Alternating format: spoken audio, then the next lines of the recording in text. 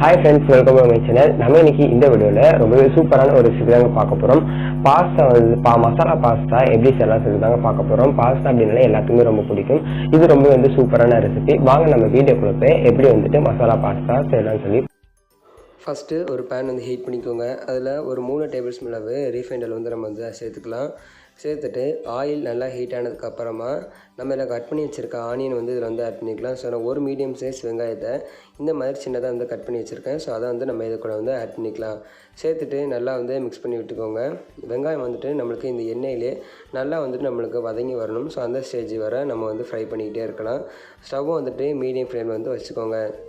இப்போ பாருங்கள், வெங்காயம் நல்லாவே வதங்கி வந்துடுச்சு. பாருங்கள், அதோடைய கலரும் நல்லாவே சேஞ்ச் ஆகிடுச்சு. இதுதான் பார்த்திங்க அப்படின்னா கரெக்டான கன்சிஸ்டன்சி. இந்த ஸ்டேஜில் 2 மீடியம் சைஸ் கேரட்டை இந்த மாதிரி சின்னதாக கட் பண்ணி வச்சுருக்கேன். ஸோ நீங்கள் இது மேலே திருவி கூட சேர்த்துக்கலாம். பட் ஆனால் பாஸ்தாவுக்கு நம்ம இந்த மாதிரி சின்னதாக கட் பண்ணி சேர்த்தோம் அப்படின்னா நல்லா பார்க்கறதுக்கும் அழகாக இருக்கும், சாப்பிட்றதுக்கும் டேஸ்ட்டாக இருக்கும். இப்போ இது கூட பொடிசாக நறுக்கின பீன்ஸும் சேர்த்துக்கலாம். இது ஒரு 10 பீன்ஸ் அளவு இருக்கும்.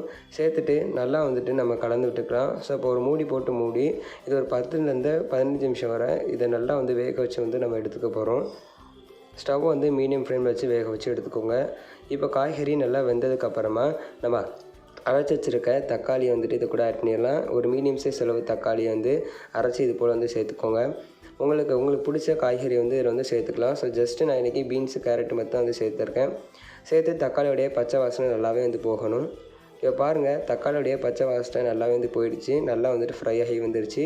இந்த ஸ்டேஜில் 1 டேபிள் ஸ்பூன் அளவு இஞ்சி பூண்டு விழுது நம்ம சேர்த்துக்கலாம். ஸோ பாஸ்தாவுக்கு நம்ம கன்ஃபார்ம் இஞ்சி பூண்டு விழுது சேர்க்கணும். ஸோ அப்போ தான் பாஸ்தா நல்லா டேஸ்ட்டாக இருக்கும். சேர்த்துட்டு இஞ்சி பூண்டுடைய பச்சை வாசனை போகிற அளவுக்கு நம்ம ஃப்ரை பண்ணி எடுத்துக்கலாம். இப்போ இஞ்சி பூண்டுடைய பச்சை வாசனை எல்லாமே போயிடுச்சு. இப்போ இதில் 1 டேபிள் ஸ்பூன் அளவு கரம் மசால் பொடி ஆட் பண்ணிக்கலாம். இதுக்கப்புறமா இப்போ இது கூடவே தேவையான அளவு மிளகாய்த்தூள் சேர்த்துக்கோங்க. காரத்துக்கு ஏற்ப மிளகாய்த்தூள் சேர்த்துக்கலாம். நான் இன்றைக்கி 1 டேபிள் ஸ்பூன் அளவு சேர்த்துருக்கேன். சேர்த்து நல்லா மிக்ஸ் பண்ணி விட்டுருங்க. இப்போ நல்லா மிக்ஸ் பண்ணியாச்சு. இந்த ஸ்டேஜில் தேவையான அளவு உப்பு சேர்த்து நல்லா நம்ம கலந்து எடுத்துக்கலாம். இப்போ நல்லாத்தையும் மிக்ஸ் பண்ணியாச்சு. இப்போ இது கூட ஜஸ்ட் ஃப்ளேவருக்காக டொமேட்டோ சாஸ் ஆட் பண்ணிக்கலாம். இது பார்த்திங்கன்னா ஒரு 20 ml அளவு இருக்கும். டேபிள் ஸ்பூனில் ஒரு 4 டேபிள் ஸ்பூன் அளவு இருக்கும். இது ஆப்ஷனல் தான், உங்கள்கிட்ட இருந்தால் சேர்த்துக்கோங்க. இல்லைனா தாராளமாக ஸ்கிப் பண்ணிக்கலாம். பட் சேர்த்து செய்யும் போது நல்லாவே டேஸ்ட்டாக இருக்கும். இப்போ நம்ம வேக வச்சுருக்க பாஸ்தாவை இது கூட நம்ம ஆட் பண்ணிடலாம். ஸோ பாஸ்தாவை நல்லா தண்ணி விட்டு பாஸ்தா நல்லா முழுகிற அளவுக்கு தண்ணி விட்டு ஹை ஃப்ளேமில் வச்சு ஒரு 5லேருந்து 10 நிமிஷம் வரை நம்ம இதை வேக வச்சு எடுத்துக்கலாம். வேக வைக்கும் போது 1 டேபிள் ஸ்பூன் அளவு ஆயில் சேர்த்துக்கோங்க. அதுக்கப்புறமா இதை நல்லா வடிகட்டிட்டு நம்ம ஆட் பண்ணிடலாம். அவ்வளோதான் ஃப்ரெண்ட்ஸ், ரொம்பவே சூப்பராக டேஸ்ட்டான நம்மளுடைய பாஸ்தா தயாராகிடுச்சு. இது ரொம்பவே டேஸ்ட்டாக இருக்கும். அப்படியே ஹோட்டலில் கிடைக்கக்கூடிய டேஸ்ட்டில் நான் அப்படியே செஞ்சு கொடுத்துருக்கேன்.